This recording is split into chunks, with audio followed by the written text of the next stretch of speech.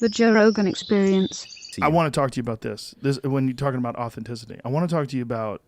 Have you ever seen the movie Icarus? I have dabbled. I don't want to watch it entirely because I would be so angry afterwards. It's crazy. Because I've lost to Russians in some of the biggest matches of my career. And I know if I saw that, I would be so pissed off because they have changed my life in terms of being an Olympic champion, winning more world titles, more golds. They've taken money out of my pocket, notoriety and fame away from me, and it'll really upset me. So that's why I've decided not to. It's a good thing to watch just to understand the sophistication just involved. To be upset. Let me explain to people that don't know what we're talking about. Icarus is a documentary by Brian Fogel, and Brian was a cyclist, and what he did was he decided to do a race, and it was for the documentary. He did a race completely natural, recorded his results, and then he hired this Russian gentleman who was a part of the Russian supposedly their anti-doping association. Which meant drop the anti. Yeah. Right. Well, he eventually, as time went on, it got exposed, but he just completely lucked into this situation where he hired this guy to tell him, what should I do? His name was Grigory Rodchenkov. Thank you, Jamie. You're the man, Jamie. He is the man. And Grigory told him exactly what he should take and when he should take it and do this and do that. And this is how, and then he was going to do the same race again the following year, but juiced up and see what the difference in performance was.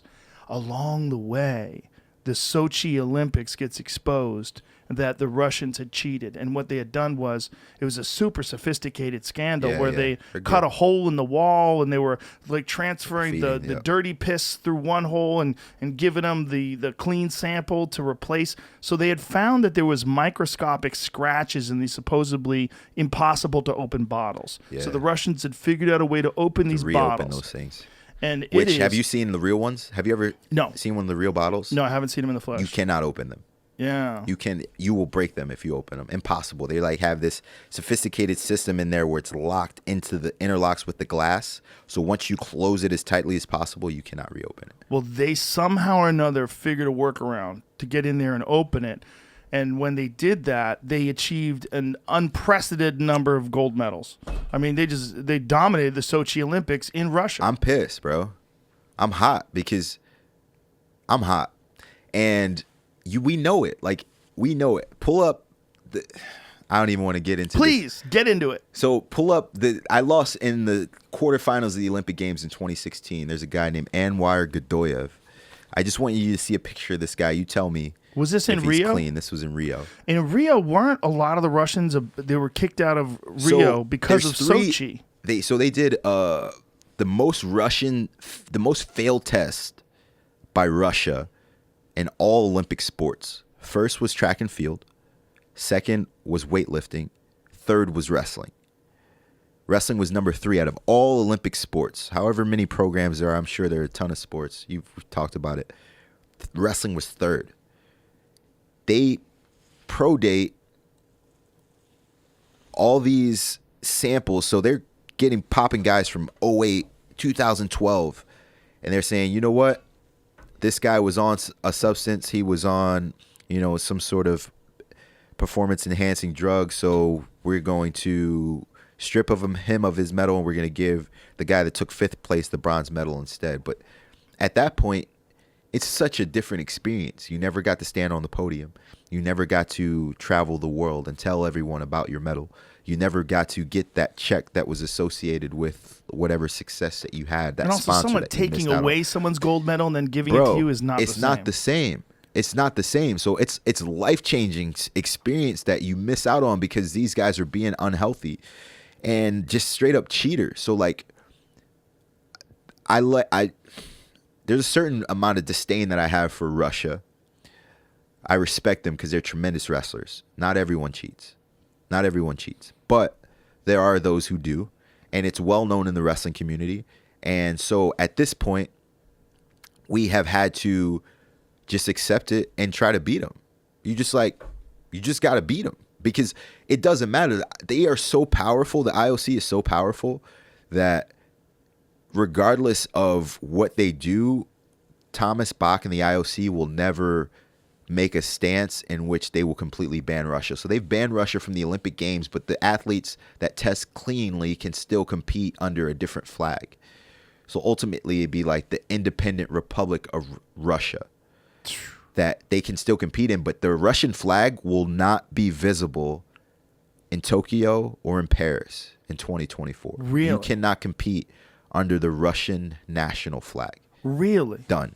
Wow, I didn't Done. know that. So they've been banned from the Wow. Olympic Games, their governing body, Russia itself. So all Russian athletes will have to go through a testing process, and then they will be able to compete as independent athletes under a different flag, but not the Russian flag. That's bananas. And that's how far we've come, bro. And like, I've seen so many athletes in track and field and weightlifting and wrestling that have seen other athletes get stripped and then have been given their medals years later, and all they get is an Instagram post. Yeah, it's not, bro. Like, you didn't get a chance to win. It's not cool. It's not the same, and it's sad because it's the butterfly effect, right? Because it messes up the ripple of the entire bracket, right? So it's like you beat this guy, and then he loses here, and this guy goes here, and this guy retires, or he changes weight classes. Like, there's just so many things that just happen because of this. So it doesn't make me happy. It doesn't sit well with me. But at this point, like, what do you do? Like, I mean, you blow the whistle enough times, but you just got to do what you can to avoid it. And the only way to do it is beat them. I think in wrestling, we have kind of like the biggest margin of error, because just because someone's in great shape doesn't mean you can't beat them in wrestling. There's so much precision and technical skill that's associated with it that you can still overcome that steep hill. But that's the problem with the Russians as well, because they're very proficient. They're freaking very good. They're freaking so good. technical. Man. The wrestlers in these, provinces and caucuses are insane at the sport. Like, from birth, they are competing and training at the highest level.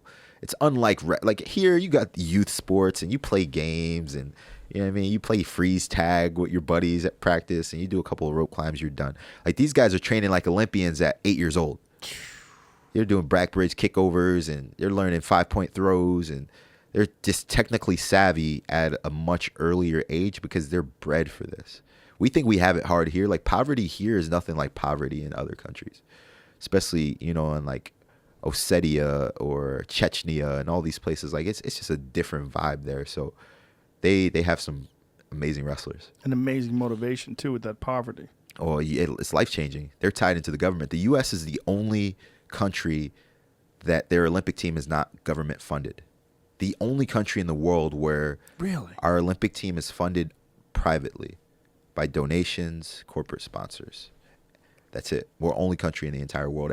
Every country in the world has the government funding the way that they operate and making sure that they are competing at a high level. That's got to be an incredible disgrace for Russia to be eliminated from the 2020 and 2024 Olympics. Yeah, well, when you stand on top of the podium, bro, there's a certain amount of pride that comes with seeing your flag raised above all else. That is a special moment. And so for them, I don't know, because is it pride or is it financial incentive? Is it just being an Olympic champion? Let me ask you this. What if a guy wins in 2008 Okay. and pops? Like they retroactively test the samples, Yeah. and then he is he still capable of competing in the future, or is he eliminated forever? Well, it depends. I mean, if you pop from a few years ago, then maybe, I don't know, maybe they prodate your suspension and say, okay, let's say if you got suspended on that day for 2 years post that day, all of your results in that period of time will probably be eliminated. But I don't think they would say argument, but I've also heard the argument that if you're cheating, you should be eliminated for life. For life? And that's the only way to stop cheaters. Is that like if you want to stop someone from doing something, it's prestigious as the Olympic gold medal. That's a the death sentence. The Olympic I don't know. Games. I know it's death sentence, but I mean you're cheating. Yeah. You're cheating. You're It's cheating. Like, it's a thing. Like, the whole reason to win the Olympics is for glory and for the opportunity for sponsorships for Americans and But that's obviously why, other though. countries. That's get why paid. they're doing it, man. Yeah. Like, well, it's political glory, when Russia had it in the Sochi Olympics. Yeah, it's not like a coincidence. They're following that medal count closely, bro. Don't let anybody fool you. That medal count every year at every Olympic Games is something that us in the village as athletes and the presidents of each particular respective country, they're following that. They want to win. They want to be the best. Of course. That's big to them. So above all else, some people are willing to take some crazy chances to be successful because they know the incentives that will follow them getting their hand raised. But, some people operate with character and they're like, you know what? Win or lose, I'm not doing these things. I think, though, with Russia, and this was pretty clear because of this documentary. They don't have a choice. They don't have a choice. Yeah, they don't have a choice. Exactly. What was this wrestler that you wanted to say? What was the video? It was Anwar Gadoyev. Just pull up a photo. There's like there's a photo of him. He's like super vascular. Well, how about Karelin? I mean, Karelin's one of the craziest examples ever. His parents were tiny little folks. They were like 5'5", and he was built like a human panther. That guy. That's a big fella. That's the guy. That's achievable naturally with superior genetics. I mean, it is possible. Superior. But if you look at all the other Russians that I've wrestled over the last decade, none of them have that level of stature. But it is whatever, man. Like, we've exchanged matches. He's beaten me. I've beaten him. But he beat me when it counted at the Olympic Games, and so he does look pretty stacked. He's tough, man. He's a stud. And this was in Rio? This was in Rio. This is a game changer. So, bro. And you are suspicious? I'm a little, I am. Yeah. I'm gonna be honest. I'm a little suspicious. I probably get a lot of heat for it, and Russians probably won't be happy with it. But even if he didn't test positive then, the odds of him using steroids up before then, or using some sort of performance, whether it's EPO for training to get to where he got to, like physically. Yeah. You keep a lot of the gains, no matter what.